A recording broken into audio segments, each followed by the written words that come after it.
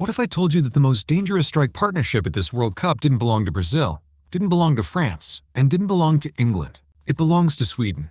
And they just announced themselves to the entire planet with a 5-1 demolition that wasn't even as close as the scoreline suggests. This wasn't luck.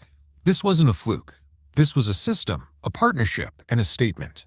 And by the end of this video, you'll understand exactly why every team left in Group F should be genuinely worried. Let's start at the 7th minute, because the story actually begins before the game even kicks off. Most people watching Sweden vs Tunisia expected a competitive match. Tunisia had nothing to lose. Sweden were under pressure to perform. You'd think that kind of pressure leads to a cautious start. Not quite. Within 7 minutes, a Tunisian goalkeeper misread a loose ball, and Yasin Ayari punished him with a thundering long-range strike that flew into the net. 7 minutes in. Ice cold. Here's the part many people miss about that moment. Ayari has family roots in Tunisia through his father. He scored against the country that runs in his blood, and he didn't celebrate. He just walked away. That's not just a goal. That's a story. And the football world noticed immediately. But Sweden were only getting started. In theory, you'd expect Tunisia to reorganize and fight back. In practice, Alexander Isak had other ideas. The Newcastle striker, one of the most technically gifted forwards in European football right now, made it 2-0 in the 30th minute with a crisp, composed finish. And here's where it gets interesting. Isak didn't just score. He became the conductor of the entire Swedish attack. 1 goal, 2 assists.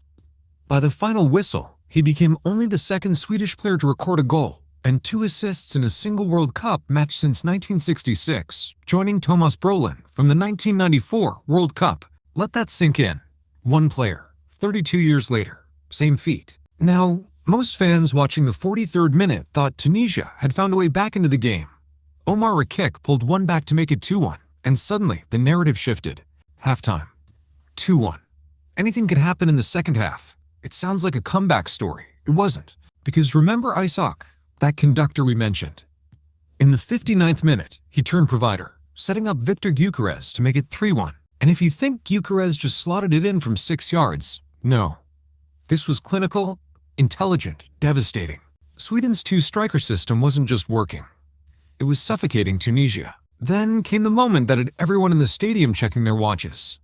Substitute Svanberg came off the bench, and 18 seconds later, the ball was in the net. 18 seconds. VAR checked. Onside confirmed. 4-1. The crowd couldn't even process what had just happened. And then, deep into stoppage time, in the 90+6th minute, Ayari, remember him from the opening 7 minutes, completed his brace with another long-range strike. The same player who opened the match with a thunderbolt closed it with 1-2. That callback isn't poetic coincidence. It's a symptom of a team that knows exactly what it's doing from the first second to the last. Here's the stat that explains everything. Sweden became only the second team to score 3 goals from outside the penalty box in a single World Cup match since 1966. 3 long-range goals. Not lucky strikes. Not deflections. Calculated, confident, rehearsed. This is a team that has been coached to believe they can hurt you from anywhere on the pitch. And about that Group F table, the Netherlands and Japan played out a 2-2 draw earlier in the day.